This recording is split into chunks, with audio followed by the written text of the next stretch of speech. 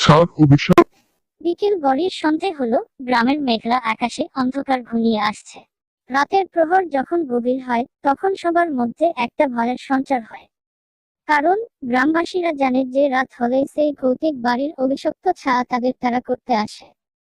বাড়িটি ছিল গ্রাম থেকে একটু দূরে, বন জঙ্গলের মাঝে। রহমান নামের একজন লোক শহর থেকে গ্রামে আসে। তার বিশ্বাস ছিল না ভূতের গল্পে। গ্রামের কুসংস্কারে সে বিশ্বাস করত না। গ্রামের লোকেরা বারবার তাকে সাবধান করেছিল, ওই বাড়িতে যেও না, অনেক ভয়ঙ্কর ঘটনা ঘটে সেখানে।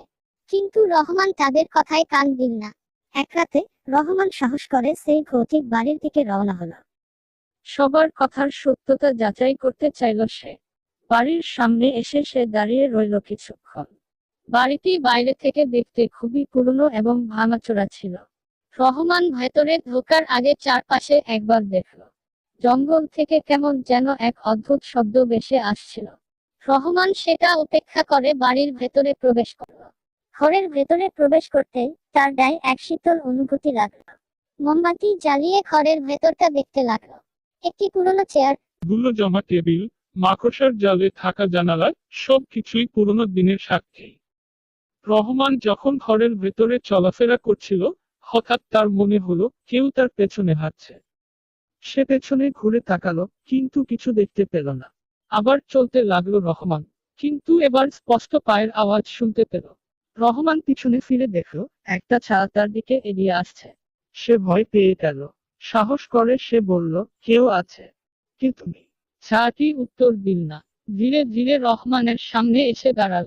রহমান দেখলো ছায়াটির কোনো মুখ নেই, কেবল একটা অবয়ব। রহমানের শরীর শীতল হয়ে গেল। ভয়। ছায়াটি হঠাৎ বলে উঠল, তুই এখানে কেন এসেছিস? এই বাড়ি অভিশপ্ত। রহমান ভয় দৌড়ে পালাতে চাইল, কিন্তু দরজাটি বন্ধ হয়ে গেল। রহমান দরজা খোলার চেষ্টা করলো, কিন্তু পারল না।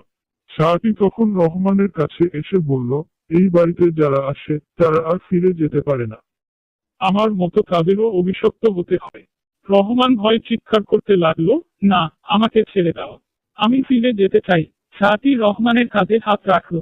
রহমান বুঝতে পারলো তার শরীর শক্ত হয়ে যাচ্ছে, যেন কোনো এক অদৃশ্য শক্তি তাকে ধরে রেখেছে। সকালের আলো ফুটলে গ্রামের লোকেরা রহমানকে খুঁজতে বের হল। তারা সেই ভৌতিক বাড়ির দিকে গেল, কিন্তু রহমানকে আর খুঁজে পেল না। কেবল বাড়ির ভেতরে একটা পুরনো চেয়ারে ধুলো জমা অবস্থা দেখে তারা বুঝলো রহমান আর ফিরবে না। গ্রামবাসীরা বুঝতে পারলো রহমানও সেই অভিশপ্ত ছায়ার শিকার হয়েছে। সেই দিন থেকে কেউ আর সাহস করে সেই ভৌতিক বাড়ির দিকে যায় না। বাড়িটি এখনো ভৌতিক কাহিনীর সাক্ষী হয়ে দাঁড়িয়ে আছে, অন্ধকারে লুকিয়ে আছে তার অভিশপ্ত রহস্য।